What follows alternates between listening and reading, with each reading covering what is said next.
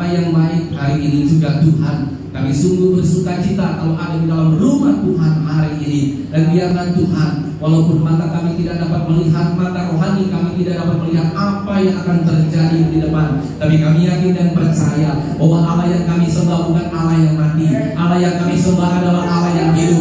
Allah yang kami sembah adalah Allah yang dapat membangkitkan iman dan semangat kami. Dan hari ini kami yakin dan percaya ada Allah yang hadir di tengah-tengah kami. Ada Allah yang luar biasa yang akan memulihkan kami. Ada Allah yang memulihkan hidup kami. Ada Allah yang mempertobatkan hidup kami. Dan hari ini Tuhan, kami yakin dan percaya ketika kami selesai ibadah dari tempat ini, maka ada sukacita yang luar biasa pulang dari tempat ini Tuhan. Maka kami akan bertobat penuh kepada Tuhan. Pulang dari tempat ini kami akan menjadi berkat bagi banyak orang, sehingga apapun yang kami lakukan boleh berkenan di hadapan Tuhan.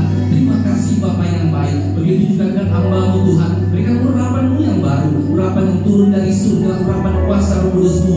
Engkau jamah bibir hamba-Mu, Engkau jamah mulut hamba-Mu, Engkau jamah roh hamba-Mu, sehingga apapun yang hamba-Mu Tuhan keluarkan hari ini, apapun yang hamba-Mu perkatakan hari ini, bukan perkataan hamba-Mu lagi, tetapi perkataan Yesus Kristus yang akan menguatkan kita, sehingga hari ini yang sakit boleh disembuhkan, yang mempunyai beban berat boleh dilepaskan, bahkan yang tidak mempunyai pengharapan, Engkau beri pengharapan yang baru, karena hanya Yesus Kristuslah sumber pengharapan kami yang sejati. Terima kasih Bapa yang baik. Berfirmanlah, kami akan duduk diam mendengarkan firman-Mu seperti telinga seorang murid dan hati seorang hamba. Seluruh umat Tuhan yang percaya kita katakan sekali lagi bersama-sama, amin. Halo, shalom Bapak Ibu Saudara. Amin. Puji Tuhan, hari ini Tuhan memberkati kita semua. Dan berapa banyak dari antara kita yang bersuka cita karena kebaikan Tuhan terus ada di dalam kehidupan kita hari lepas hari. Ada amin Bapak Ibu Saudara. Haleluya. Kita sebelum firman Tuhan, kita angkat satu pujian dulu yuk, boleh ya? Saya kemarin terinspirasi dengan Om Hani Mande yang sementara dulu ketua DPDI di Ketapang dan juga ketua DPDI seluruh. Beliau hari-hari ini sedang agak kurang fit, umurnya 89 tahun, dan kemarin saya lihat di YouTube, wah luar biasa, dia masih memuji Tuhan di tengah ketidakberdayaannya, di tengah sakitnya yang mungkin hari-hari ini begitu menderat. Umurnya 89 tahun, beda 1 tahun sama Oma di tempat ini. Yuk kita akan satu pujian sedikit supaya kita lebih semangat. Ku menang, ku menang.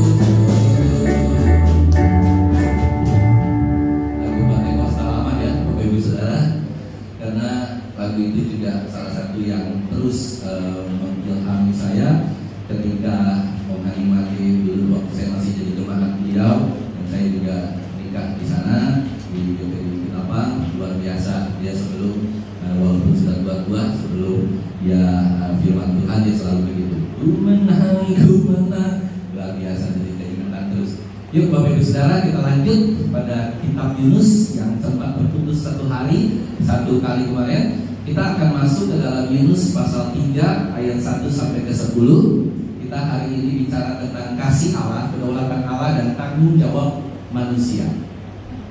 Kasih Allah, kedaulatan Allah dan tanggung jawab manusia. Kalau Bapak Ibu Saudara sudah menjumpai di kitab Perjanjian Lama, yuk kita lihat kitab Yunus pasal yang ketiga ayat pertama sampai dengan ke-10. Kalau Bapak Ibu Saudara sudah menjumpai, saya undang untuk bangkit berdiri. Yang masih bisa berdiri nggak apa-apa, yang sudah tidak kuat berdiri ya duduk saja. Ya, Yunus pasal 3 ayat yang pertama.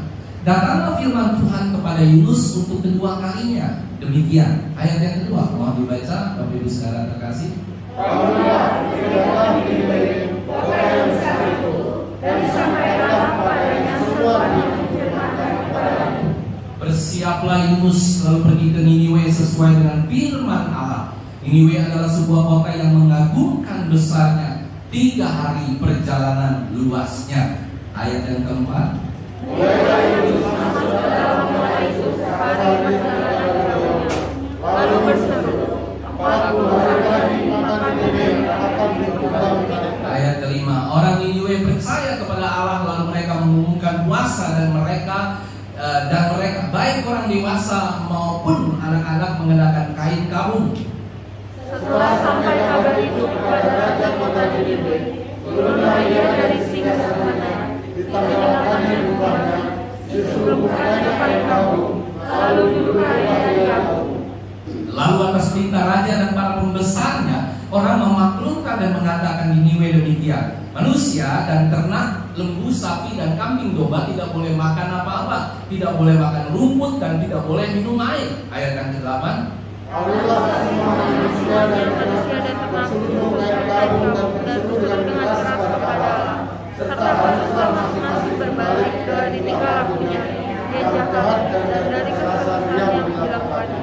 Siapa tahu, mungkin Allah akan berbalik dan menyesal serta berpaling dari murkanya yang bernyala-nyala itu sehingga kita tidak binasa. Ayat yang ke-10 yuk kita baca bersama-sama. 1, 2, 3. Ketika Allah melihat perbuatan mereka itu, yakni bagaimana mereka berbalik dari tingkah lakunya yang jahat, maka menyesallah Allah karena apa yang telah dirancangkannya terhadap mereka dan yang pun tidak jadi melakukannya. Tuhan memberkati. Silakan duduk, Bapak Ibu saudara yang terkasih. Bapak Ibu saudara terkasih, tetap aktor utama dari kitab Yunus ini bukan Yunus. Ngerti Bapak Ibu saudara? Aktor utama dari kitab Yunus ini bukan Yunus, tetapi siapa? Allah. Allah lah yang menjadi aktor utama dari kitab Yunus. Dari pasal yang pertama, pasal yang kedua, pasal yang ketiga, sampai pasal yang keempat. Jadi aktor utamanya siapa? Allah, bukan Yunus. Jadi ini Allah yang berperan, yang sangat berperan untuk dapat membuktikan tentang kasih-Nya. Nah, oleh karena itu, kenapa Bapak Ibu Saudara, yang pertama ini saya bicara tentang kasih Allah, yang kedua kita bicara tentang kedaulatan Allah, yang ketiga baru kita bicara tentang tanggung jawab siapa? Kita sebagai manusia. Jadi ada 3 hal ini yang kita harus belajar hari ini. Yang pertama Bapak Ibu Saudara tentang kasih Allah. Nah, Yunus, ketika Yunus menolak panggilan Allah, waktu pasal yang pertama ayat yang ketiga, Yunus itu menolak atau tidak? Kalau kita baca mundur Yunus pasal 1 ayat yang ketiga dikatakan, tetapi Yunus bersiap untuk melarikan diri kemana? Ke Tarsis, jauh dari hadapan Tuhan. Ia pergi ke Yapo dan mendapat di sana sebuah kapal yang akan berangkat ke Tarsis. Jadi Yunus pertama kali dia sudah menolak maksud baik Allah untuk menobatkan bangsa Niniwe, Bapak Ibu. Tetapi luar biasa, ini sesuatu hal yang agak jarang terjadi. Biasanya kalau Allah sudah ditolak sama manusia, dia tidak akan lagi datang ke manusia itu. Tetapi Yunus, dia tetap, Allah tetap memakai Yunus walaupun Yunus memberontak. Makanya itu di dalam pasal yang ketiga ayat 1-2, datanglah firman Tuhan kepada Yunus untuk berapa kalinya? Kedua kalinya. Demikian, bangunlah, pergilah ke Niniwe. Niniwe itu kota apa saudara? Kota yang besar itu, dan sampaikanlah kepadanya seruan yang kufirmankan kepadamu. Nah, dari sini Bapak Ibu Saudara, ternyata Allah tidak hanya memakai orang atau manusia yang hidupnya suci murni, tetapi Allah memakai pemberontak. Allah memakai orang berdosa seperti Yunus. Dia mau pakai semua orang berdosa, sehingga hidupnya itu dapat dipakai, bahkan dapat menobatkan seluruh bangsa Niniwe. 1 kali langsung bertobat. Oleh karena itu kita nggak boleh merasa, Bapak Ibu Saudara, seringkali kita merasa di dalam kehidupan pribadi kita, di dalam kehidupan pelayanan kita sering merasa begini, aku kan orang berdosa Pak, buat apa Tuhan tidak akan pakai aku.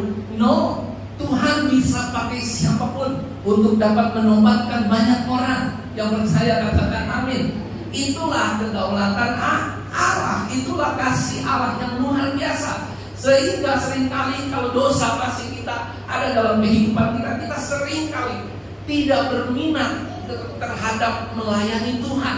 Kita seringkali tidak mau berdoa. Kita seringkali lupa baca firman Tuhan. Padahal Allah setiap hari menunggu kita. Allah setiap hari menunggu kita untuk berkomunikasi dengan Allah. Seperti seorang laki-laki dan seorang pria yang saling mengasihi, menunggu panggilannya, menunggu chattingnya di WhatsApp, menunggu segala-gala. Itu percaya katakan amin. Kalau Bapak Ibu Saudara perhatikan baik-baik, Allah itu tidak selalu memakai orang yang suci dan kudus untuk dipakai. Allah rindu untuk memakai kita semua sekalipun kita berdosa, asal kita bertobat berbalik kepada Allah. Dia sanggup untuk memakai kita. Dia mau untuk memakai kita sebagai apa? Anggota kurkah, kita dipakai di luarkah, kita dipakai untuk menolong orang, kita dipakai untuk mempublikasikan hal-hal yang baik di hadapan Tuhan, sehingga banyak orang bisa tertolong, banyak orang bisa melihat ada kemuliaan Allah yang luar biasa. Yang percaya katakan amin. Yang kedua, Bapak Ibu Saudara, Niniwe ini merupakan kota yang sangat penting bagi Allah. Saya mau tanya sama kita semua, kita ini semua penting nggak bagi Allah? Yang benar. Tanpa kita, Allah tetap bisa bekerja dengan luar biasa. Tanpa menobatkan saya sebagai seorang kurniawan ini, Allah tetap bisa bekerja di dalam dunia ini. Ya. Tanpa kita, Allah tetap bisa bekerja menobatkan. Memang Niniwe itu begitu penting. Memang kita itu begitu penting. Karena Niniwe itu begitu penting. Kenapa? Kota yang besar dengan dosa yang besar akan terjadi pertobatan yang besar. Bukan hanya besar, tapi pertobatan ini harus pertobatan yang benar. Karena ada bedanya Bapak Ibu Saudara antara bertobat dan menyesal. Begini, kalau orang menyesal, seakan-akan kelihatannya bertobat. Iya apa ya? Misalnya begini, aduh aku menyesal. Aku menyesal ya, misalnya suami kepada istri berkata, Ma, aku menyesal ya, kemarin aku berkata kasar, kemarin aku menggampar sedikit, kan? Aku menyesal. Tapi nggak lama kemudian, beberapa hari kemudian, gaplok lagi. Pak Yono bilang gaplok lagi, marah lagi, kasar lagi. Itu penyesalan, bukan pertobatan. Tapi kalau pertobatan, apapun yang kita sudah lakukan dan kita juga sudah sesali, kita bertobat sama Tuhan, kita berbalik. Jadi begini Bapak Ibu, kalau kita berjalan ke arah sini, kita itu akan berbalik, berjalan ke arah yang kebalikannya. Jadi kalau kita berjalan ke arah sana, itu berbalik. Jadi awalnya kita berjalan bersama iblis ke arah neraka, kita berbalik berjalan ke arah Tuhan dan ke arah surga. Tidak bisa setengah-setengah, tidak bisa maju mundur, maju mundur, saudara. Ketika kita maju mundur, maju 2 langkah, mundur 2 langkah, maju selangkah, mundur 2 langkah, apa yang terjadi?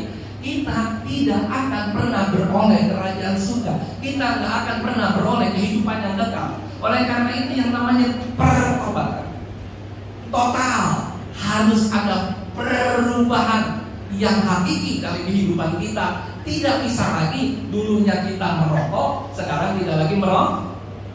Dulunya kita main judi, sekarang tidak lagi main judi. Dulunya kita sering berzina, sekarang tidak lagi berzina. Itu baru namanya pertobatan. Yang percaya katakan amin. Tapi kalau penyesalan, nyesal saja besok buat lagi, nyesal saja besok buat lagi. Saudara yang terkasih, itu yang terjadi buat kehidupan kita di hari-hari ini. Dan ini menunjukkan sekalipun Allah tidak membutuhkan kita, sekalipun Allah tidak membutuhkan kota Niniwe, tetapi Dia berbelas kasih. Dia mau kota Niniwe itu diselamatkan. Dia mau kita semua yang ada di tempat ini diselamatkan. Oleh karena itu yang mengundang kita, yang membuat kita datang ke dalam gereja, baik di gereja ini maupun di tempat lain, bukan diri kita yang percaya kepada Nama.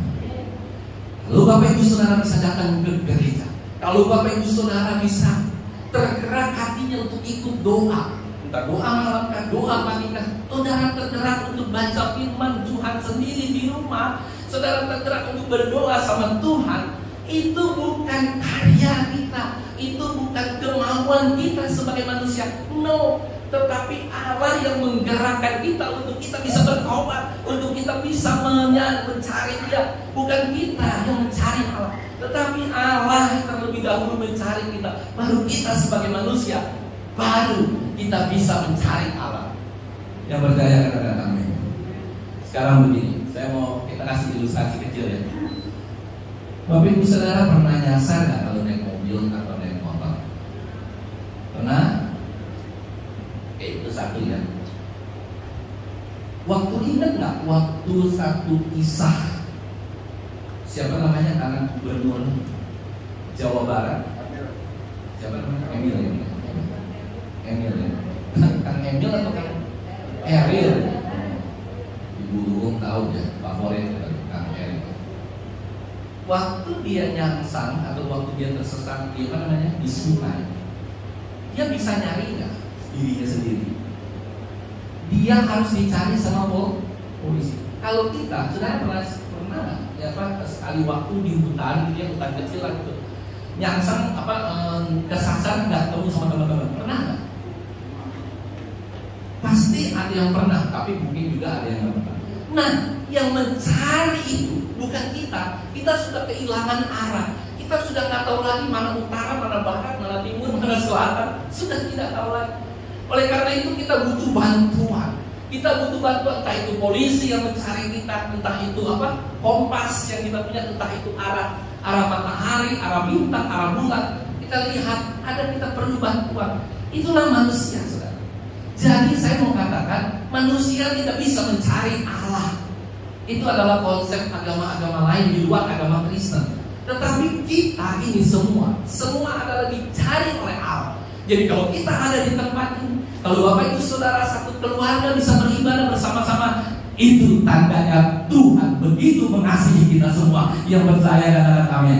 Kalau Bapak Ibu Saudara bisa bergereja, Bapak Ibu Saudara bisa bersama-sama berdoa di rumah, bisa bersama-sama baca firman Tuhan, bisa bersama-sama berdoa, bisa bersama-sama mungkin ke panti jompo, panti asuhan, saudara digerakkan hatinya oleh Tuhan. Itu tandanya Tuhan mengasihi kita. Tuhan bekerja dengan luar biasa dalam kehidupan kita.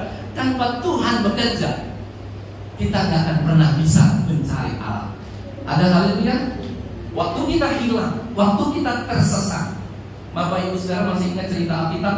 Waktu ada satu domba yang tersesat, dombanya mencari Yesus, atau Yesus mencari dombanya? Yesus mencari domba. Dia harus mencari karena itu domba tersesat. Dia tidak tahu caranya menemukan jalan kepada Yesus. Dia tidak tahu menemukan jalan. Kita juga begitu, Bapak Ibu. Semua dari kita mungkin punya masa lalu yang buruk, itu juga termasuk saya. Tetapi ketika saya dicari oleh Allah, ketika saya pertama kali saya bertobat setelah besar di GPDI Ketapang, saya dicari oleh Allah. Sehingga ketika itu saya jadi on fire kembali. Dan ada kuasa roh Allah yang terus mengalir sampai dengan hari ini. Apapun tantangan, rintangan, pencobaan yang terjadi dalam rumah tangga kita kah, dalam kehidupan kita kah, kita tahu bahwa kita adalah anak-anak Allah yang sangat dikasihi oleh Allah. Dan tidak akan ada pernah Allah meninggalkan kita. Karena apa? Karena Allah sudah bekerja dalam kehidupan kita. Tinggal kita bagaimana caranya kita dapat memanage, memaintain semua yang ada dalam kehidupan kita. Yang percaya katakan amin. Ada haleluya saudara. Itu konsep penting buat kita semua, sehingga kita tahu, oh ternyata Allah bekerja ya dengan luar biasa dalam kehidupan kita. Nah, saudara, saya mau katakan yang ketiga, Allah memberikan firman Tuhan kepada Niniwe melalui Yunus. Nih, saudara, kita lihat di ayat yang keempat. Kita maju terus ya, tinggal 6 ayat lagi.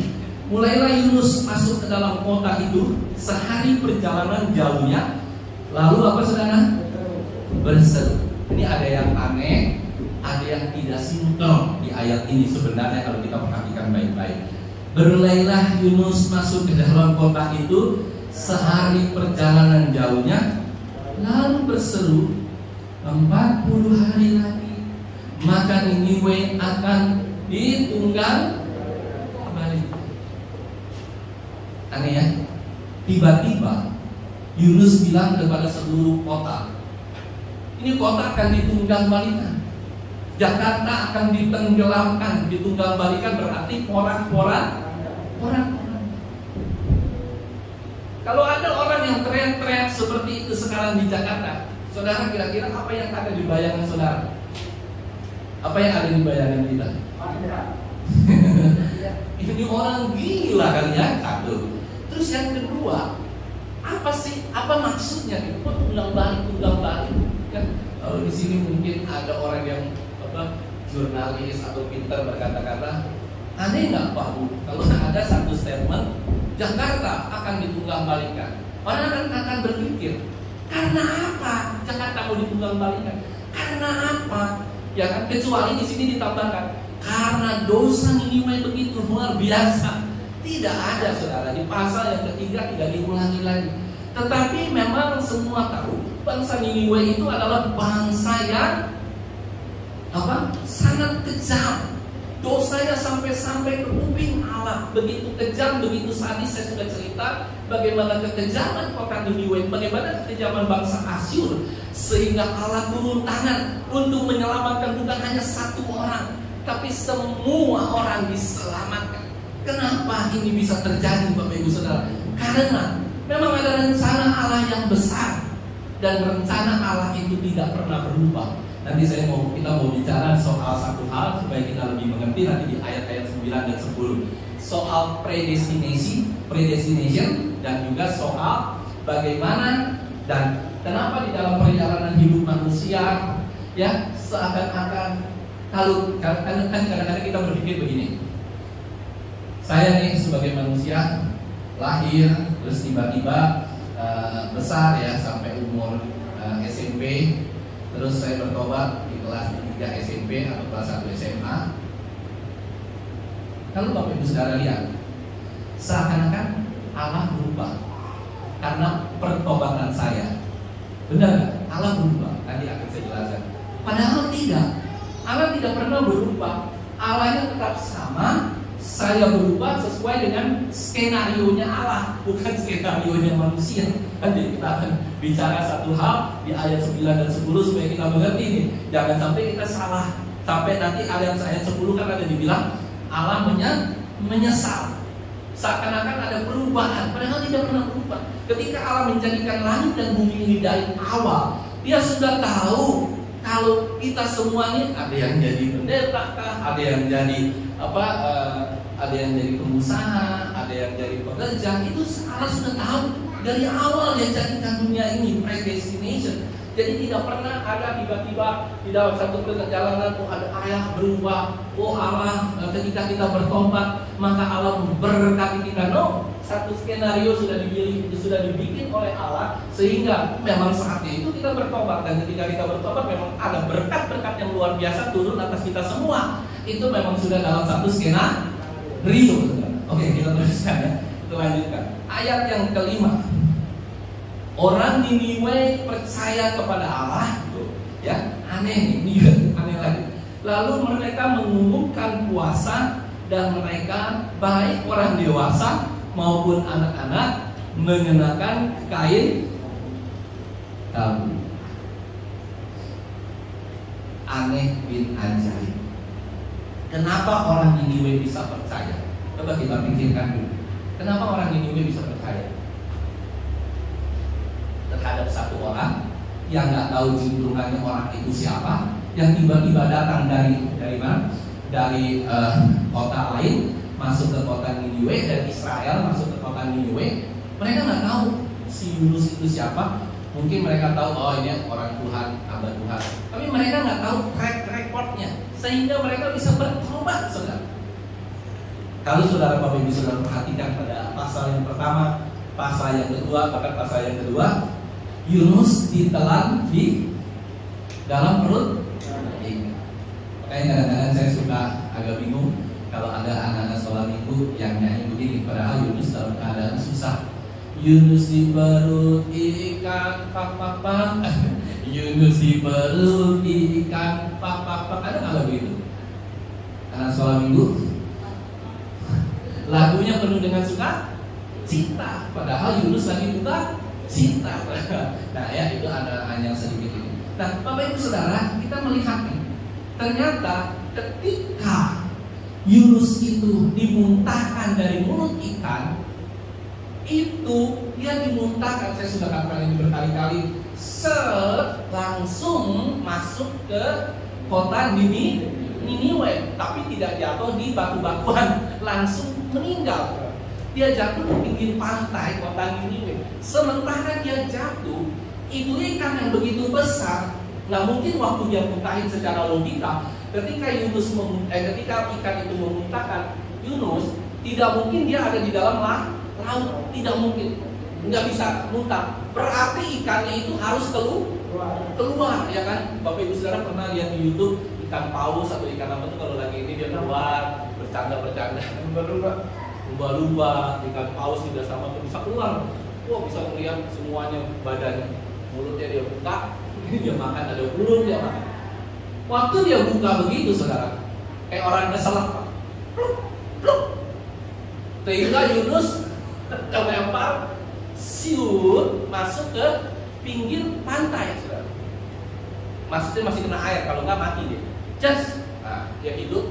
Sementara banyak orang lihat, sekelilingnya itu lihat. Wah, hebat. Ini dewa ini. Kenapa saya bilang ini dewa? Karena suku bangsa Niniwe itu menganut dewa berhala. Dewanya itu namanya dewa Dagon. Dewa Dagon itu dewa apa? Dewa ikan. Setengah manusia, setengah ikan. Itu yang disembah sama bangsa Niniwe. Bangsa besar, penyembah berhala besar, kejahatannya besar, kekejamannya besar, kekejiannya besar, dosanya besar. Saudara, ketika mereka melihat begitu, waduh katanya. Dan kemungkinan, saya nggak tahu ini benar atau enggak, kemungkinan ikannya itu mati. Nah, sehingga ketika Yunus terlempar dari mulut ikan, mati atau tidak mati, bayangin saudara, orang dikeluarkan dari mulut dewa. Apa yang terjadi? Hebat ini orang. Ya kan, bisa-bisa kalau kita di sana langsung mereka pada tersungkur menyembah.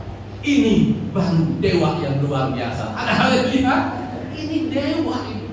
Nah, setelah itu baru Yunus kohar saudara. Ya mungkin dia istirahat dulu kan, badannya pegel itu mungkin perlu diurut juga ya, Bu Yono.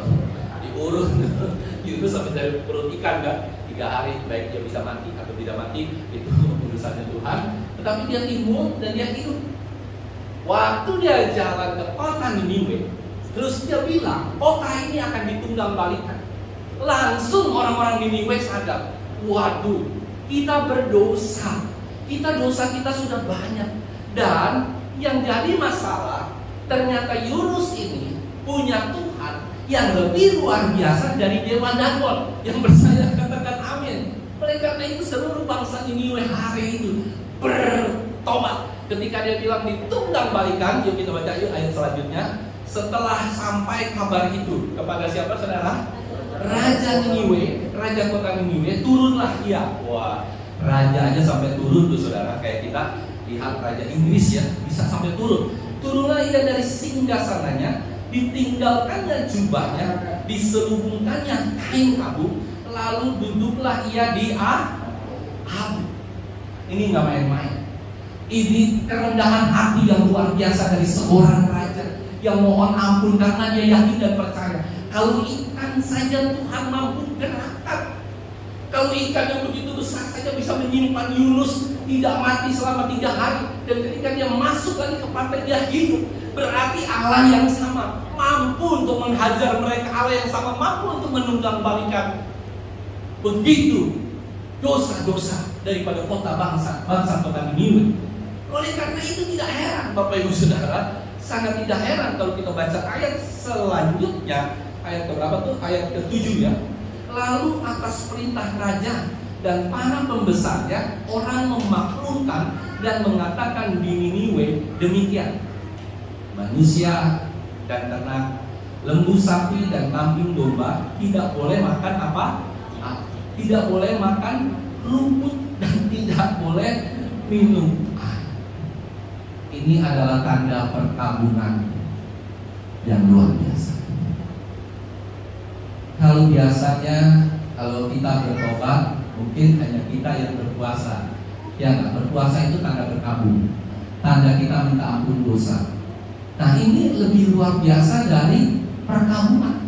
Bukan hanya berkabung biasa, tapi mereka juga berpuasa. Bukan hanya manusia yang berpuasa, tetapi seluruh hewan juga disuruh berpuasa agar Allah melihat bahwa mereka sungguh-sungguh bertobat dan kembali ke jalan Tuhan. Ayat yang ke-8, ayat yang ke-7, ke-8 ya. Ayat yang ke-8, haruslah semuanya manusia dan ternak berselubung kain kabung dan berseru dengan keras kepada Allah, serta haruslah masing-masing berbalik dari tingkah lakunya yang jahat dan dari kekerasan yang dilakukannya. Saudara yang terkasih, dari sini kita bisa melihat ada kasih Allah yang luar biasa yang sedang bekerja sehingga bangsa ini mau bertobat. Yang percaya katakan amin. Tapi kenapa bisa ada kasih yang begitu besar? Bapak Ibu Saudara kadang-kadang berpikir seperti ini kan? Masih ingat cerita Yesus disalib bertiga, saat dua-duanya penjahat, tapi Yesus bukan penjahat. Walaupun Yesus ditaruh di tengah-tengah, dia dianggap penjahat yang paling jahat dari kedua penjahat. Dia ditaruh di tengah, kiri dan kanan. Saya mau tanya sama kita semua, kira-kira penjahat yang di kiri dan di kanan ini penjahat super jahat ya? Jahat sekali nggak penjahat? Kelas kakap atau kelas biasa? Kelas kakap, kelas paus kalau saya bilang, kelas paus. Tapi heran bin ajaib, waktu orang itu berteriak, dia bilang, Tuhan ingatlah akan aku ketika kau sampai ke dalam taman Firdaus. Terus apa yang terjadi? Hari ini juga penjahat itu diselamatkan nggak? Diselamatkan. Ini yang saya bilang, inilah kedaulatan Allah. 100% kedaulatan Allah. Oleh karena itu kita jangan sekali-sekali di dalam kehidupan kita seringkali menghakimi, menjudge orang lain hidupnya dari awal sampai akhir, ya kan? Mungkin kita lihat dia mabuk-mabukan, dia berjudi, dari awal sampai akhir dia begini begitu, terus kita langsung bilang, nah ini mah hidupnya masuk surga neraka. Tapi kalau tiba-tiba ketemu saudara di sana gimana kira-kira? Ketemu lagi nih gitu kan? Ketemunya di surga ya, bukan di neraka. Ada haleluya, ketemu sama ada Aberta di tempat ini. Apa yang kita lakukan? Kita akan berpikir, oh Allah nggak adil ya? No, itu adalah kedaulatan Allah. Tadi kita bicara tentang kasih Allah, ada pengampunan Allah. Tapi sementara dia diampuni, sementara ada orang yang mungkin dari kecil sampai besar dia benar-benar serius sama Tuhan, tapi kok nggak diselamatkan. Itu bukan bagian kita lagi sebagai manusia untuk menjudge. Kita nggak pernah tahu apa yang terjadi dengan kehidupan orang demi orang. Kita nggak pernah tahu ya apa yang terjadi. Kenapa bangsa Niniwe diselamatkan? Kenapa Sodom dan Gomora tidak diselamatkan? Saudara pernah berpikir nggak? Kenapa ya? Kok aneh? Niniwe kejahatannya mungkin lebih jahat daripada Sodom dan Gomora. Saya sudah pernah cerita beberapa kali di tempat ini.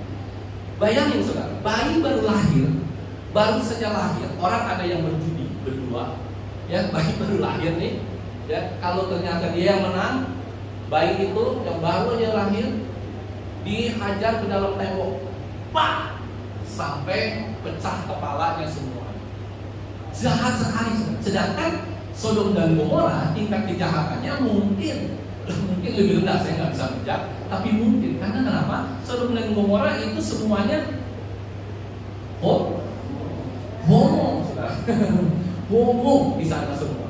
Nah, tapi kenapa ya Tuhan memberikan pengampunan buat kota Niniwe, tapi Tuhan tidak memberikan pengampunan buat kota Sodom dan Gomora. Tidak diberikan waktu. Kota Niniwe diberikan waktu 40 hari. Ada ayat yang mengatakan, dia bilang 40 hari kota Niniwe ini akan ditunggang balik. Sedangkan Sodom dan Gomora tidak. Hanya Tuhan mengirim kasih Abraham negosiasi dengan Allah sampai beberapa kali. Kalau ada satu orang saja yang benar di kota Sodom dan Gomora, aku akan selamatkan. Tapi nggak ada kota yang benar, orang yang benar di dalam Sodom dan Gomora. Apa artinya? Artinya itulah Allah yang berdaulat. Skenario Allah tidak berubah. Allah tahu sebelum itu terjadi, Allah sudah tahu bahwa kota Sodom dan Gomora tidak akan pernah bisa diselamatkan. Allah sudah tahu kota Niniwe akan diselamatkan. Allah sudah tahu waktu zaman Nuh hanya 8 orang yang diselamatkan.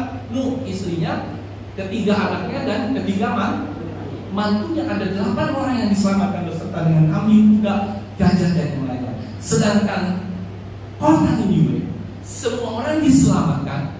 Dan dari kota Niniwe inilah lahir para pemimpin yang luar biasa. Siapa nabi kedua yang diutus Tuhan ke kota Niniwe selain Yunus? Ada yang tahu? Nahum nanti yang diutus kedua kali ke kota Niniwe untuk bukan lagi mempertobatkan, tapi untuk mengajar kota Niniwe. Saya ingin katakan hari ini, Allah yang kita sembah adalah Allah yang tidak berubah. Katakan kiri kanan, Allah tidak berubah. Ada lagunya apa ya? Kayak saya lupa.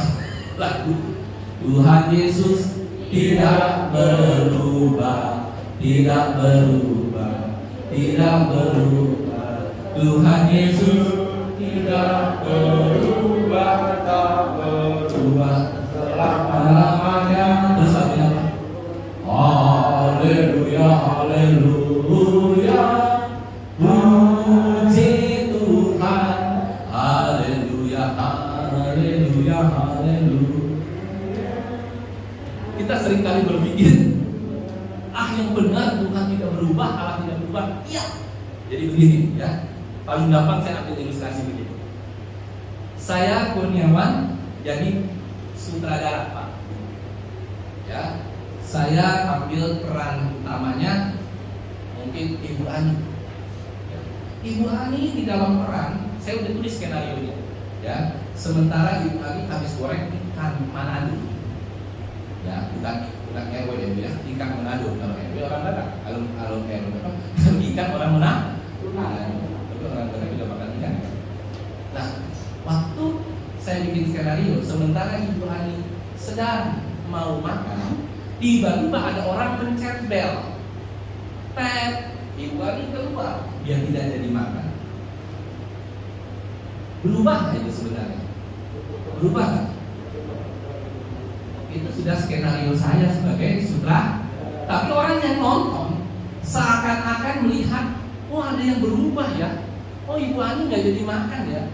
Dia malah nemenin tamunya untuk berbicara. Mungkin ada yang minta sumbangan, Pak, Bu, sumbangan RT nih. Berubah. Tetapi tidak berubah karena apa? Saya sang penyusun skenario, sudah skenario bahwa Ibu Ani habis itu duduk mau makan, habis mau makan belum sempat makan, tiba-tiba ada orang ketok pintu minta sumbangan. Ibu Ani keluar berbicara, tidak jadi makan. Saya mau tanya, skenario nya berubah? Saya sang kreator, saya sang skenario. Kita juga sama dalam hidup ini. Seakan-akan kita misalnya di dalam perjalanan nih, sorry ya, kalau kita jalan tiba-tiba terjadi, waduh di depan kecelakaan, kita nggak jadi kecelakaan ya. Terus kita terhambat, ya Pak Bu, kan seringkali kan kecelakaan di jalan tol, kita terhambat terus kita bilang, wah mati kan, semuanya kacau balau gitu. Tapi jangan salah, itu adalah skenario-nya Allah yang tidak pernah berubah. Dia sudah tahu akan ada kecelakaan jam sekian. Kita yang manusia ini hanya menjalankan, hanya untuk bertanggung jawab. Itu kedaulatan Allah penuh. Bahwa Allah tidak pernah berubah. Dia punya skenario dari awal hidup kita sampai akhir hidup kita. Ada amin saudara? Oleh karena itu ketika Allah memegang skenario itu, kita jangan pernah takut akan hari esok kita. Yang percaya katakan amin. Kita tidak boleh takut. Walau tak dapat melihat semua rencanamu Tuhan. Apa saudara? Namun hatiku tetap memandang padamu. Hanya itu saudara yang tidak berubah. Kau tuntun langkah agar dalam skenario kita tidak ke kanan dan ke kiri, kita lurus pada skenario-nya Allah. Dan ketika kita lurus pada skenario-nya Allah, maka kita akan sampai pada waktu yang tepat di hadapan Allah, pada waktu yang tepat masuk dalam kerajaan surga. Yang percaya katakan amin. Jangan pernah takut, karena Allah kita adalah Allah yang berdaulat. Dan Allah kita, Dia Allah yang tidak pernah berubah, dulu, sekarang, sampai selama-lamanya. Yang percaya katakan amin. Itulah kedaulatan Allah. Kedaulatan Allah yang kedua, Allah tidak pernah berbicara langsung ke kota Niniwe, tapi Allah berbicara kepada siapa? Yunus. Kenapa Allah berbicara kepada Yunus, tidak kota Niniwe? Oleh karena itu, kalau suatu saat saudara dengar suara Allah dalam nurani saudara, Pak, Bu, Dek, jangan lakukan itu. Misalnya memilih jodoh. Sudah Tuhan katakan, jangan pilih jodoh, jangan pilih yang itu. Tapi kita ngotot terus, sehingga akhirnya kita nikah juga, dan baru setahun, baru 2 tahun berubah. Apa ini saudara? Tuhan seringkali setiap hari berbicara kepada kita, dan itu adalah hak privilege-nya Allah. Dan kita ini dianggap sama Allah sebagai sahabatnya Allah, sebagai partnernya Allah, untuk terus menerima kata-kata dari Allah sendiri, baik langsung kepada nurani kita maupun lewat kebenaran firman Tuhan. Ada hal yang dahsyat. Jarang sekali Allah melakukan itu dalam kehidupan manusia. Kalau kita diperlakukan seperti itu luar biasa. Niniwe, dia tidak pernah Tuhan berbicara langsung kepada kota Niniwe. Dia berbicara melalui Yunus. Karena kenapa? Ketika Tuhan mungkin langsung berbicara ke kota Niniwe, orang Niniwe gak ada yang percaya. Karena kenapa? Semuanya sudah diselubungi sama dosa. Oleh karena itu, hari ini kita sungguh berbahagia punya Allah yang terus membisiki kita, yang terus menegur kita. Saya mau tanya satu hal sama kita semua. Kalau kita berbuat yang tidak benar, bapak-bapak tempat ini, kalau coba-coba selingkuh dari istri, perasaan enak atau enggak? Balik uang, saya enak nggak? Tiba-tiba kita lagi jalan, gitu kan? Ada cewek yang cantik segala macam, terus kita berpikir A, B, C, D, E. Perasaannya gimana? Nggak enak ya? Nggak enak sekali atau nggak enak 2 kali? Nggak enak banget ya. Itulah nurani. Ketika kita melakukan kesalahan, pasti ada warning dari Tuhan. Dia berbicara langsung, jangan. Oke, lakukan, tapi ini jangan. Yang lain saja. Saudara, itulah hak kedaulatan Allah dalam kehidupan kita pribadi lepas pribadi. Dan yang lebih luar biasa saya mau katakan, Allah tidak pernah memberikan firman Tuhan kepada kota Niniwe, kepada kota Sodom dan Gomora. Sedangkan kepada kota Niniwe dia berikan. Oleh karena itu, kalau Bapak Ibu Saudara sering mendengar firman Tuhan setiap minggu di gereja ini maupun di tempat lain, itu tandanya saudara sudah dipilih oleh Allah untuk terus menikmati kata-katanya Tuhan, firman Tuhan yang selalu ada dalam kehidupan kita. Yang percaya katakan, kita yakin dan percaya kalau ada Allah yang tidak pernah berubah, Allah yang berbicara langsung kepada kita. Karena ketika Allah mati di atas kayu salib, Yesus mati di atas kayu salib, Ya, dia naik ke surga, dia bangkit naik ke surga, mengurutkan Roh Kudus. Itulah hari-hari ini Roh Kudus yang bekerja dalam kehidupan kita untuk membuat kita setiap umatnya selalu percaya, selalu yakin, selalu dinasehati oleh kebenaran firman Tuhan. Yang percaya katakan amin. Kita harus bersyukur kalau kita masih sering bisa mendengar firman Tuhan, baik lewat YouTube kah, baik lewat saudara baca sendiri kah, lewat hari Minggu seperti ini. Kalau ada teguran, kalau ada suara Tuhan, itu tandanya Tuhan masih mengasihi kita semua. Yang percaya katakan amin. Kita tos kiri kanan kita dulu. Tuhan mengasihi kamu, Tuhan mengasihi istriku, Tuhan mengasihi suamiku, Tuhan mengasihi orang tuaku. Tuhan itu baik, dahsyat Allah yang kita sembah. Oleh karena itu Bapak Ibu Saudara, kedua hal ini, kasih Allah dan kedaulatan Allah, sungguh luar biasa dalam kehidupan. Dan yang terakhir, tanggung jawab manusia. Sementara Allah punya skenario, sementara Allah punya kasih untuk menyelamatkan kita, sementara Allah punya kedaulatan untuk dapat menentukan segala sesuatu dalam kehidupan kita, tapi kita manusia tidak boleh santai-santai. Yang berdaya katakan kami. Saudara mau sehat, harus apa? Harus apa? Kita mau sehat harus olahraga, bukan olah tangan dan olah mulut, bukan. Lihat, kalau kita mau sehat, kita harus olahraga, bukan olah perut, bukan olah mulut, bukan olah tangan. Ya kan, makan padang kan olah tangan, ya kan, olah mulut, olah perut. Ya kalau kita mau sehat, kita harus olahraga. Itu berarti tandanya kita bertanggung jawab atas tubuh yang diberikan Tuhan kepada kita. Terus saudara akan bilang, apa? Saya mau olahraga juga mati juga. Pernah nggak kepikiran begitu? Ya kan? Saya nggak olahraga Pak, tapi kalau umur saya udah 70, mati juga Pak. Nah, gimana? Tetap kita harus bertanggung jawab, saudara. Kenapa harus bertanggung jawab? Memang matinya sama-sama umur 70, tapi ketika kita sehat, kita mati dalam keadaan sehat, segar. Seperti Pak Thompson ya, Pak Thompson ini umurnya sudah berapa? 50 ya? Wah, wajahnya seperti 41. Ibu juga sama kan awet. Iya, saudara ya, mungkin rajin olahraga, hidupnya tenang, ya kan, tidak banyak terlalu banyak ngoyo. Jadi itu untuk kita pola hidup sehat. Harus bertanggung jawab terhadap tubuh kita. Nah, terhadap keselamatan yang Allah sudah berikan kepada kita, Allah tuh berikan untuk keselamatan buat kita. Yang percaya katakan amin. Cuma-cuma anugerah Allah dia berikan buat kita. Kita harus bertanggung jawab. Tugas kita bukan memikirkan, wah nanti saya selamat nggak ya? Saya begini ya? Nggak perlu. Yang perlu adalah kita bertanggung jawab kepada Tuhan agar kita tidak seperti robot, tidak seperti wayang golek yang terus dari hari ke hari dimainkan oleh si pewayang. No, Allah memberikan kita free will dan kita lihat bahwa Allah itu kita harus bertanggung jawab. Ini yang menyebabkan kita ini hidupnya penuh dengan tanggung jawab. Di dalam mengerjakan keselamatan kita juga bertanggung jawab. Yunus bertanggung jawab dengan mengerjakan keselamatan. Apa tanggung jawab kita?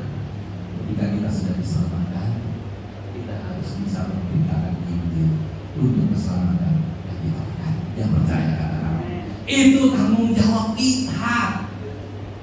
Itu tanggung jawab kita untuk dapat memberikan yang terbaik buat orang lain, untuk dapat mengabarkan kabar seperti ini kepada orang lain, agar kita semua hidupnya bisa menjadi berkat bagi banyak orang. Dan saya yakin dan percaya Tuhan pasti akan bekerja dengan dahsyat, heran dan ajaib. Saya yakin dan percaya kedaulatan Allah, kasih Allah. Dan yang terakhir tadi apa? Tanggung jawab manusia itu memang sangat diperlukan dalam kehidupan. Karena itu harus ada keseimbangan antara kasih Allah, kedaulatan Allah, dan tanggung jawab kita sebagai manusia. Setiap hari kita bertanggung jawab terhadap tubuh kita. Kita juga bertanggung jawab untuk memberikan makan kepada rohani kita, agar rohani kita tetap sehat, sekalipun umurnya tetap sama, 60 tahun, 70 tahun, 80 tahun tetap sama. Tapi sepanjang kehidupan itu Tuhan sudah melihat bahwa kita menjalankan tugas kita sebagai manusia yang bertanggung jawab kepada Tuhan. Ada haleluya? Biarlah Yunus hari ini kita belajar 3 hal yang sangat memotivasi kita untuk kita terus berjalan dalam kebenaran. Maukah kita hari-hari ini seperti Yunus yang bertobat? Yunus diberikan kesempatan bertobat untuk yang kedua. Nah, saya ada satu anekdot kecil sebelum saya akhiri firman Tuhan. Sekali waktu ada seorang istri, ya, suami istri ini punya anjing, ya kan? Ini anekdot ya. Kenapa diberikan kesempatan yang kedua? Oke, tiba-tiba sang istri lagi goreng apa? Ayam. Taruh. Doginya nyolong ayam satu. Cepret. Istri bilang 1 kali. Ya kan? Udah. Dia lagi goreng lagi, 2 hari besoknya lagi dia lagi goreng apa tuh namanya? Babi ya, dibuat goreng. Singkat lagi masih anjing. Istrinya bilang 2 kali. Nggak lama kemudian dia lama masak ikan, apa udang ikan, bidak ikan. Singkat lagi 1 ikan lele hilang 1. Istrinya bilang berapa? 3 kali. Dia nggak pakai ngomong A, B, C, langsung dikasih makan yang terbaik anjingnya sambil dikasih racun. Mati. Si suami malu. Semoga ini nggak terjadi sama ibu kepala ya. Haleluya. Anjing saya diracun. Karena sering bandel kan. Belum nanti saya sikat. Nah jadi habis itu, ya kan, si suami marah-marah sama si istri. Mami, kamu bagaimana ini? Anjing saya mati. Begini. Mojonya kenceng. Istrinya cuma bilang apa? Papi, 1 kali. 1 kali papi. Langsung si papi bilang, ya udah saya gak bilang lagi ya. Kalau sampai 2 kali dan 3 kali, papi nasibnya sama dengan si Dong ya, ibu-ibu belajar yang itu, papi 1 kali. 2 kali. Nah yang saya mau katakan adalah inilah saudara, manusia kalau mengampuni ada balasnya. Yang percaya katakan amin. Tapi Allah yang kita sembah, dia tetap memberikan kesempatan, tapi kita tidak pernah tahu ada waktu dari yang dekat.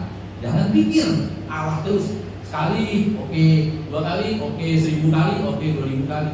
Yang ke 2001 tiba-tiba kayak tadi, cekrek, mati kita.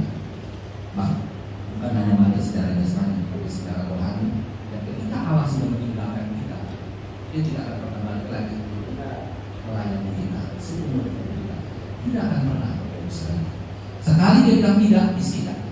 Oleh karena itu hari ini masih ada permulahan Allah yang lebih daripada itu. Biar kita terus mengenal Allah agar kita masuk dalam kerajaan surga bersama-sama dengan Bapa di surga. Amin. Tuhan Yesus memberkati.